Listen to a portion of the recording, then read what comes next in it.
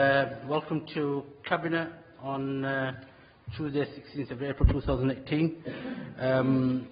We've got 4 items on the agenda and we've got a deputation as well. I'll bring you in at the right time. Membership of the committee, we've got a few apologies from Councillor Cassie Scott, Councillor Mus Khan, and that's it. They're both on sick leave. Item 2, minutes of previous meeting, are they correct record? Thank you, members. Any interest? If you've got any interest, please complete the form. Admission of the public. We've got the public here. Welcome. We've got a deputation on Almonbury High School. You've got 5 minutes to give your deputation. So if you want to speak, just press the big button. And over to you. Ready when you are.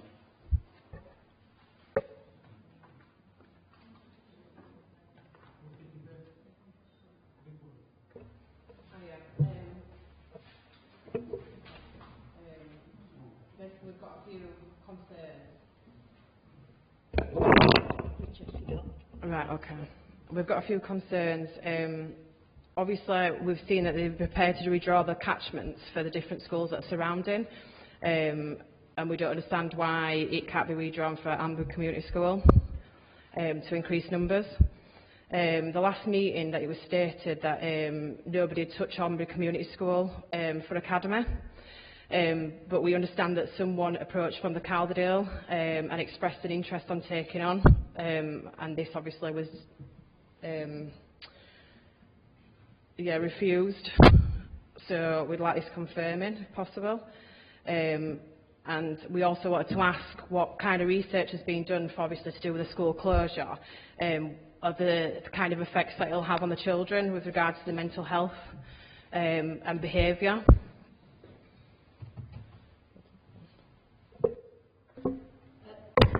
We also want to know why Kirklees are telling the office not to accept pupils when the school is still running. Another major concern that we have is what is actually going to happen to the land and the buildings if the school closes and they move the juniors down to the primary school that is now. There's a massive amount of land and buildings there. What's going to happen to them? Also, the sports facilities that are attached to the school, they are, or they have been, built under a lottery grant, lottery funded. Am I correct in thinking that that funding would have to be paid back to the lottery if anything happened to the school and then facilities were to close? That's just a concern. Thank you.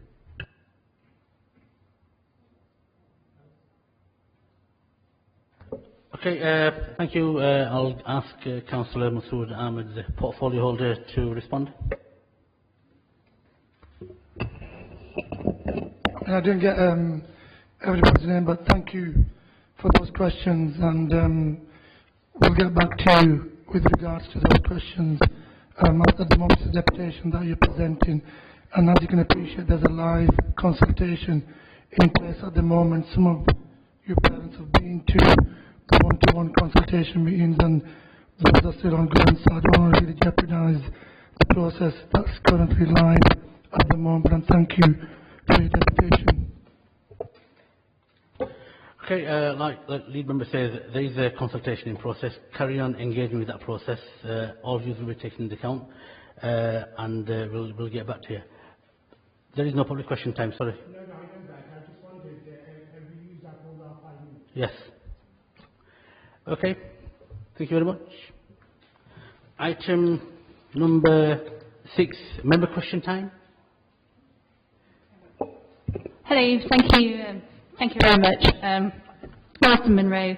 In relation to Almonbury Community School, on which part of the building does the PFI, or has the PFI been taken out on?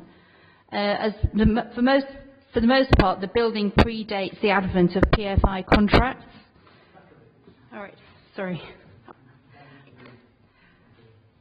And my second question is in relation to the sports centre. if the school closes, what will happen to that, and in relation to funding as well. My second question is it relates to an article I've read in the Independent newspaper, 5th of July 2018. Schools judged as inadequate by Ofsted that remain with their council are more likely to see their ratings improve. The Local Government Association, which represents councils in England, says its findings provide compelling evidence that councils should be allowed to intervene in this way when schools are failing. So I want to know why this can't happen in this case. And then I have a question in relation to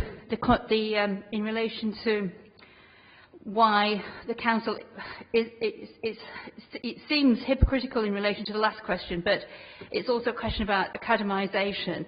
Under Section 4 of the 2006 Act, using the Secretary of State's powers, and Section 4, the regional school commissioners can make an academy order in respect of a maintained school, either on the application of the school's governing body or by intervention by the Regional Schools Commissioner. I want to know why the school governing body hasn't gone down that route.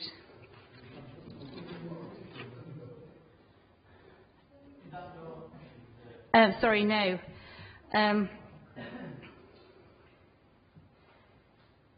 I understand that all pupils who have applied for Almondbury Community School secondary provision will be able to go this year, 2019, September 2019.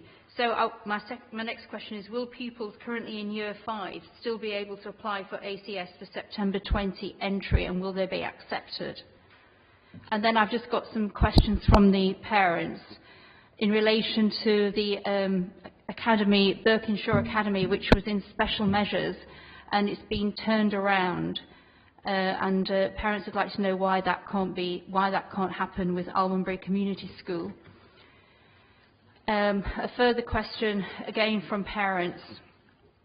They're concerned about potential for problems if children are moved to King James's, because they feel there'll be rivalry, because there's already rivalry there between King James's school children and children who go to Almondbury Community School and Newsham.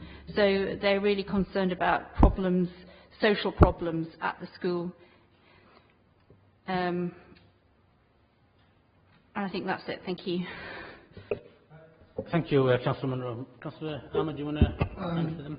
Thank you, Councillor Munro. You raised quite a number of questions, and quite clearly, as you're aware, there is a live consultation process in place. There's a number of questions that you've just asked. You've already had answers to via email already, and I can date you quite a number of emails you've been sending me separately to the officers. I can list you every single date and time those emails have gone, so I don't really want to go through each single point that you've just raised with me just now. In terms of the parents' questions, if parents have got questions, there is a consultation still in place. They can go to that consultation and raise those questions. You've raised stuff around the PFI, you've had questions, answer to that. You've raised questions about the secondary provision, you've had answers to that as well. So all your questions you're relating to have been answered already by officers. If you've got specific questions, you can still ask officers or go to and comment on the one-to-one consultation process. And you've had some one-to-one meetings with my officers as well. Thank you, Councillor Ahmed. Just one point. It disappoints me that you've asked these questions and you've got a response. And I've got no hesitation or no objection you coming to the chamber and asking questions. But I think, to me, we're going through a process and a phase. And you mentioned rivalry and the kind of issues you've raised, really, right, yeah, you know, you've raised already. And I just sort of question please let me finish. I question your intentions of coming here, because you mentioned rivalry, right? I would expect ward councillors, irrespective of whichever party they come from, to actually make sure that there is money within the community, because, you know, what we want to do is we want to make sure that our children come first, put it someone's side, and basically, right, yeah, you know, the way you've come across Councillor Monroe, especially when you've actually already asked the questions, Councillor Masood, to come here today. I don't want to take any more questions. Councillor McGuinn, your question, please. Yeah, I'd just like to reply to you there. We haven't been given the answers, that's the whole... Councillor McGuinn, I'm not asking you to reply. I'm just making it very clear. I'm disappointed. I'm speaking now, and... Question time, please. I've got a question. If you haven't got a question, I'm gonna... Because this is an important issue, it's a very serious issue. Yeah? And we don't want to... Can I ask my question, sir? Please do not raise your voice at me. Have you got a question? You can. Can I ask a question, please? Thank you. I would like to ask why he's... One question I'd like to ask is why he's saying he's answered the questions when he hasn't answered the questions. We ask questions and we don't get answers. So, here are my questions today that I haven't had answered. I want to know why the figures for ACS can't be given to council to show that the school is not viable. I've asked for these and I have not been given them. I've had emails from Councillor Masood and the Director for Learning, and they both said, oh, when I ask, can you give me the figures to show why the school is not viable, I don't get an answer. The answer is, the school is not viable. Can I please have the figures to show why the school is not viable? It's a very simple process to give an answer to that, because the answers I've been given just go around in circles to say it's not viable. We need the figures, please. Secondly, in 2016, it was claimed that if the school closed, or part of the school closed at Almondbury, they would have to pay £3.3 million to the contractor. Can Councillor Masood please confirm that is true? Because this is in relation to the fight for All Hallows C.A.V. school to expand its age range, and this was one of the reasons given for the council at the time in 2016 to oppose that move. Does that still hold true, that if part of the building's closed, will they have to pay back that money to the contractor? Another question I'd like to ask, and hasn't been asked by myself, so I haven't had an answer. Has the possibility of asking King James to move to the Almondbury Community School been mooted? I know it's a strange question. Has it been asked in this consultation? I don't think it has. Okay. Going back to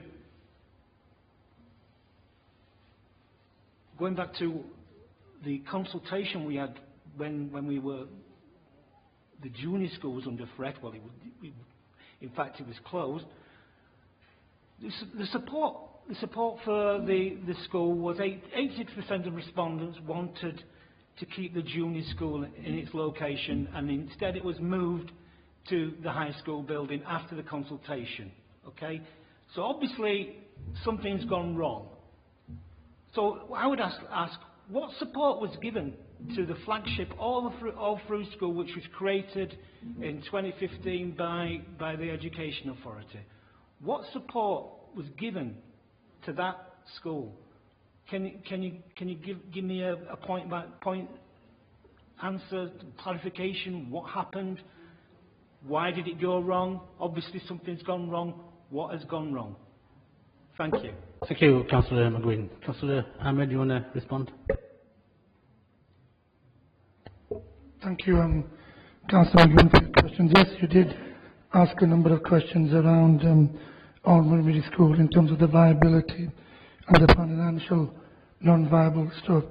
I've been given the similar sort of answer to Council by myself and by Joanne Sanders in relation to that. In terms of your question about the support, a number of support has been put in place with the school by our staff to support them as much as they can in terms of getting whatever they could.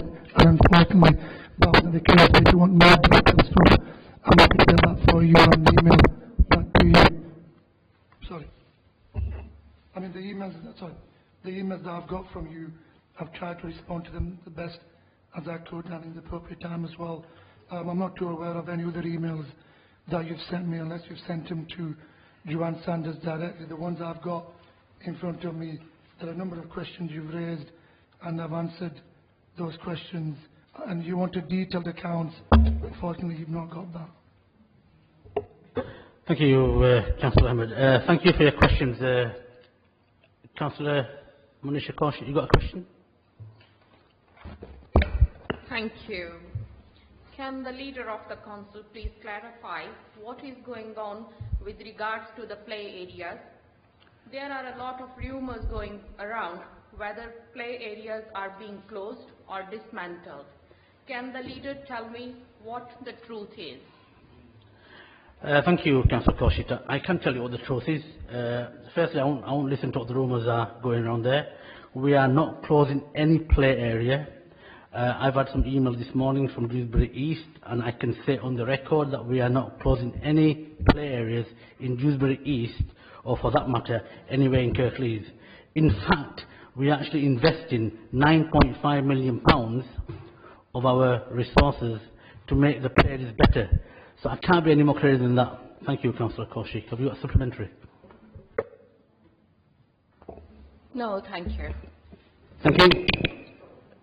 Item 7, Development Management Compliance Strategy. Is that? Thank you. Naheed. Okay.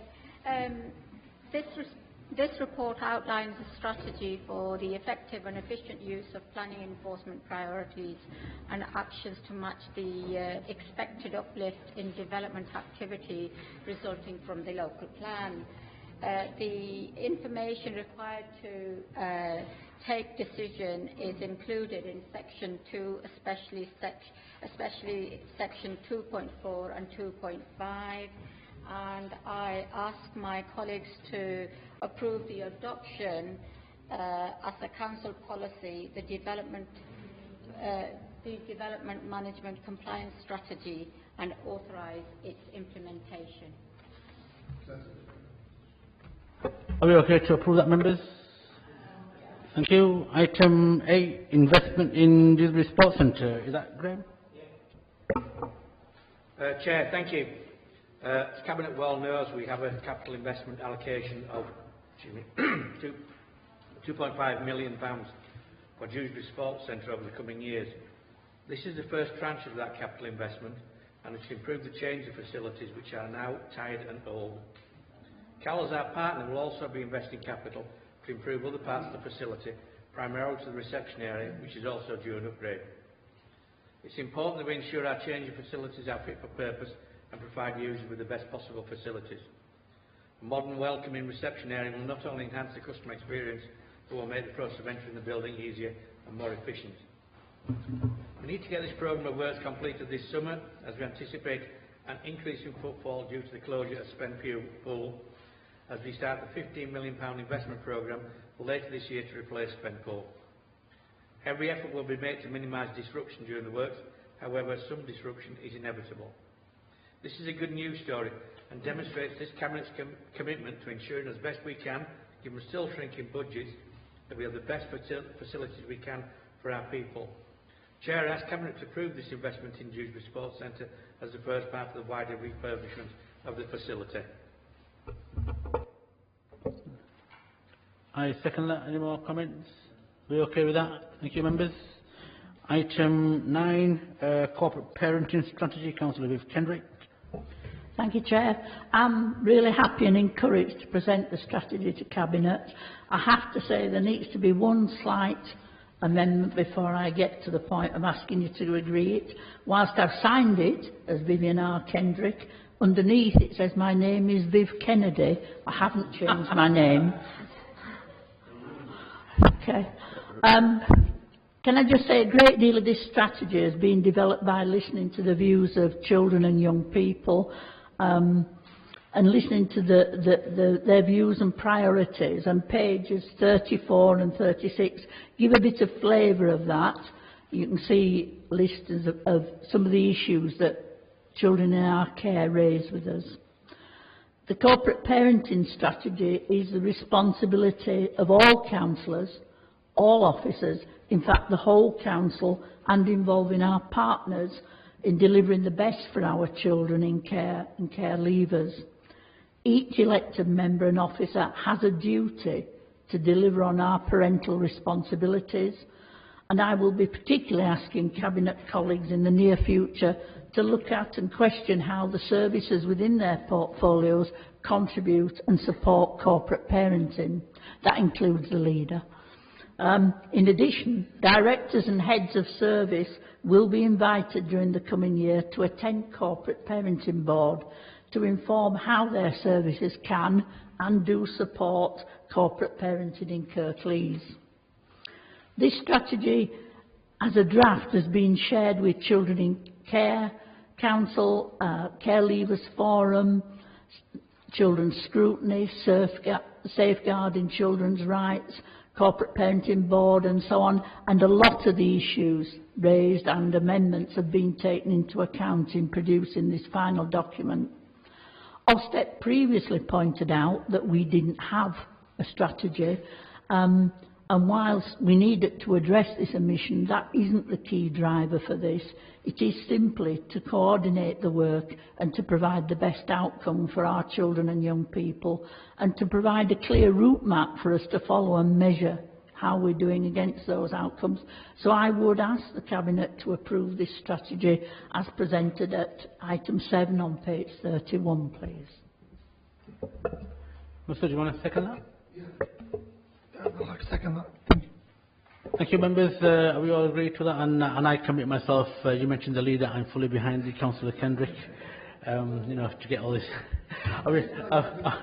We all okay to agree that, members. Thank you very much. Item 10, post 16 education outcomes report. Councillor Ahmed.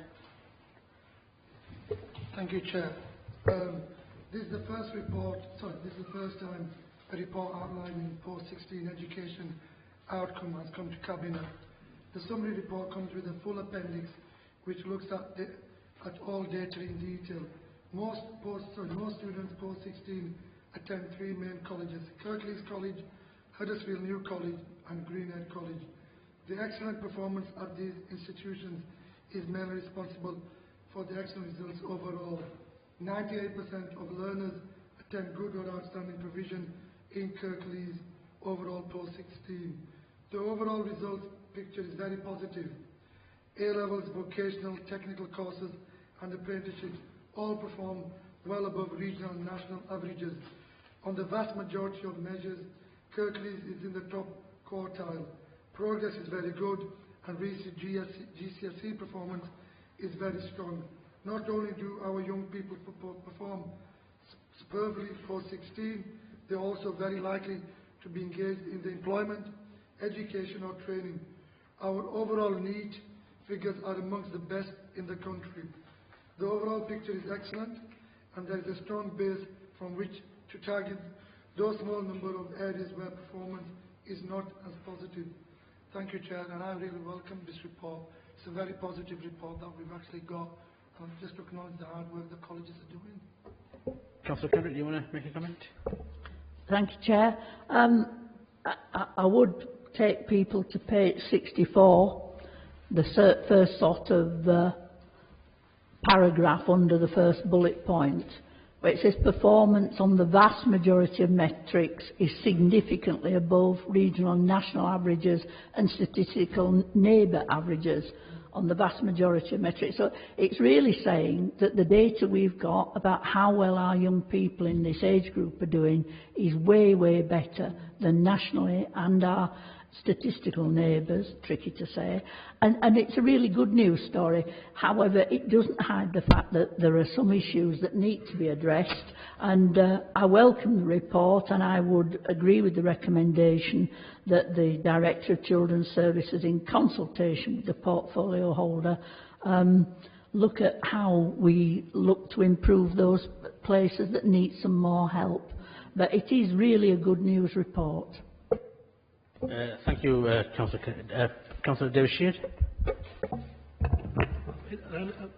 Probably wasn't for the officers to put it in the recommendation, but when we get a report like this that shows how well they have done, and it's not, remember, it's a team effort from the schools and from our officers, I think it would be churlish for us not to say we thank them for the work that they've done and mark that in this cabinet report. So I'd like to add to the resolutions that we pass our congratulations on to all those involved in achieving this result. Behind us, Phil Marks, actually. Yeah, I just think it'd be wrong for us not to say when we get something good. We're quick to point out when we get something bad. But I think when we've got a good result, we should be passing on our congratulations to everyone involved in it. I completely agree, Dave. Like Mr. said, this is the first time this performance report has come here. And reading the report, we actually in the upper quartile. What that basically means that Kirklees, in terms of the post-16 education, is 25%, top 25% of in the country, which actually is really, really good news, and that's only possible after years and years of hard work. So it's not just something that's been produced. Although Dr. Phil Marks is here and he's just started very recently, but it's work that's gone on for years and years and years. And one of the things that I've just sort of picked up on is further down the key stages, our performance isn't as good. So can you imagine if you up that performance in terms of GCSEs and key stage 2, 3, 4, what the outcome will be at post 16? We'll actually go beyond the quartile if there is such a thing. So for the record, completely echo what my colleagues have said, and can we also put on record our thanks to the whole of the school system, the junior schools, the nurseries, the play schemes, the colleges, in terms of doing a fantastic job, and we hope that we can actually continue to actually even be better. Thank you, member. Are we okay to approve that? I think that's it, isn't it? Is that it?